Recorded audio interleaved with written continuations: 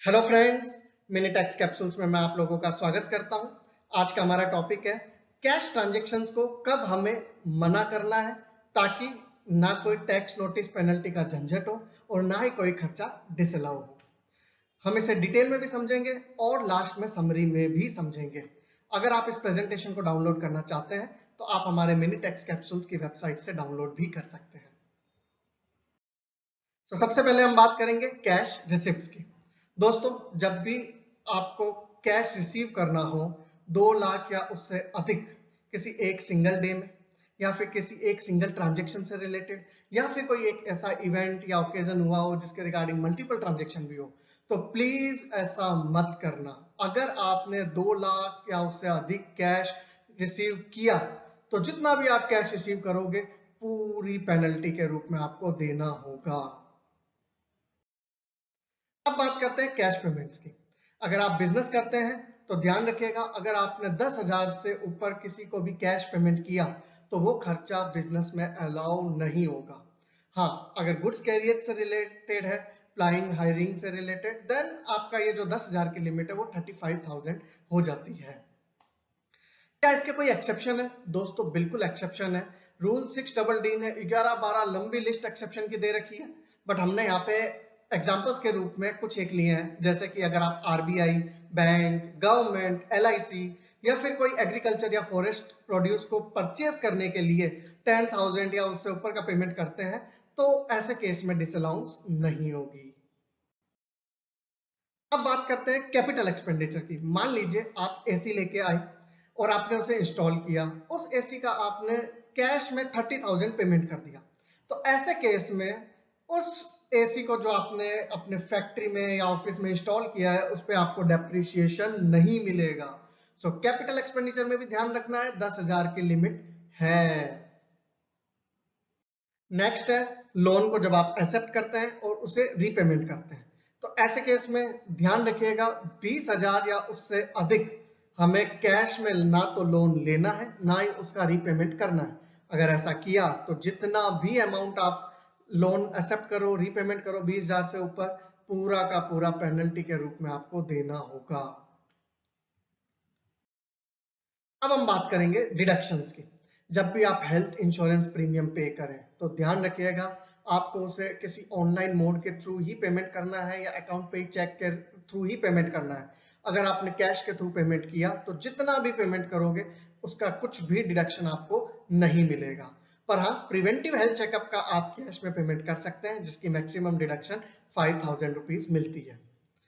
अब बात करें डोनेशन की, तो दोस्तों उसकी भी लिमिट केवल 2,000 है और पॉलिटिकल पार्टी के केस में तो कोई लिमिट ही नहीं है। तो ऐसे केस में भी अगर आपने कैश में कुछ भी डोनेशन कंट्रीब्यूशन कर रहे हो तो वो भी उसका भी डिडक्शन नहीं मिलेगा।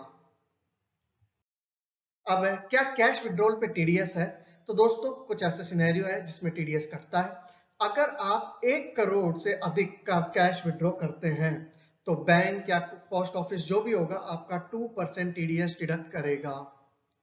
मान लीजिए आपने पिछले 3 साल में आईटीआर फाइल नहीं किया है, तो ऐसे केस में जो ये 1 करोड़ की लिमिट है वो रिड्यूस होकर 20 लाख हो जाएगी और 20 लाख पे एक्सेस जो भी आप विड्रॉ करोगे 2% टीडीएस, और अगर 1 करोड़ से ऊपर आपने विड्रॉ किया तो ऐसे केस में 5% टीडीएस।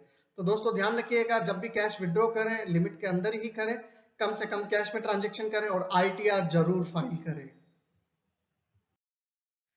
अब बात करते हैं दोस्तों कि अगर कैश में नहीं करें तो किस ढंग से ट्रांजैक्शन करें। आप अकाउंट पे चेक के थ्रू कर सकते हैं या इलेक्ट्रॉनिक मोड के थ्रू भी कर सकते हैं, जैसे कि क्रेडिट कार्ड, डेबिट कार्ड, भीम यूपीआई, आरटीजीएस, एनईएफटी। सो बहुत सारे ऑप्शंस हैं, किसी के भी थ्रू ट्रांजैक्शन करिए, कैश के थ्रू मत कीजिए। क्या इसका कुछ फायदा है? तो दोस्तों बिल्कुल। मान लीजिए आप अगर बिजनेस करते हैं और आपका टर्नओवर 2 करोड़ से कम है और आप सेक्शन 44AD के अकॉर्डिंग प्रिजम्पटिव इनकम पे टैक्स देते हैं, तो नॉर्मल जो प्रिजम्पटिव इनकम का परसेंटेज है वो मिनिमम होता है 8%। बट अगर आप ऑनलाइन ट्रांजेक्शन करते हैं तो ये 8 से रिड्यूस होकर 6% हो जाएगा। तो 2% का बेनिफिट भी है ऑनलाइन ट्रांजेक्शन करने से। दोस्तों अब हम इसे क्विकली समराइज करते हैं। जब कभी भी आपको कैश रिसीव करना हो तो ध्यान रखिएगा 2 लाख या उससे अधिक का कैश रिसीव मत करिएगा, नहीं तो जितना करोगे पूरा पेनल्टी आपको देना पड़ेगा। अगर आप बिजनेस करते हैं और कैश पेमेंट करते हैं तो 10,000 से ऊपर कैश पेमेंट मत करिएगा।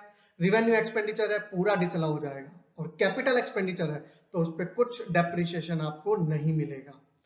अगर लोन और डिपॉजिट की बात करूं, किसी से भी आप लोन लें 20,000 या उससे अधिक का, तो ऐसे केस में ध्यान रखिएगा कि आप चाहे लोन लें या लोन का रीपेमेंट करें, आपको उस केस में ऑनलाइन ही पेमेंट करना है, अकाउंट पे चेक के थ्रू ही पेमेंट करना है। कैश के थ्रू करने पे आपको पेनल्टी उतनी ही अमाउंट की देनी होगी।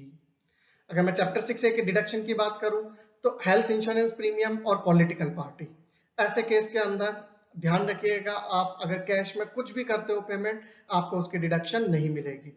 और डोनेशन के केस में 2,000 की केवल लिमिट है, तो ध्यान रखिएगा कभी डोनेशन भी दो तो वो भी ऑनलाइन दो।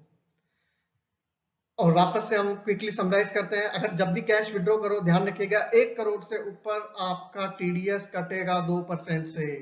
और आईटीआर जरूर फाइल करें। और जब भी आप पेमेंट करें, ट्राई करें अकाउंट पे चेक या इलेक्ट्रॉनिक मोड के थ्रू ही पेमेंट करें। ऐसे केस के अंदर आपके डिसअलाउंसेस, पेनल्टी, टैक्स नोटिसेस के आने के चांसेस नहीं होते हैं।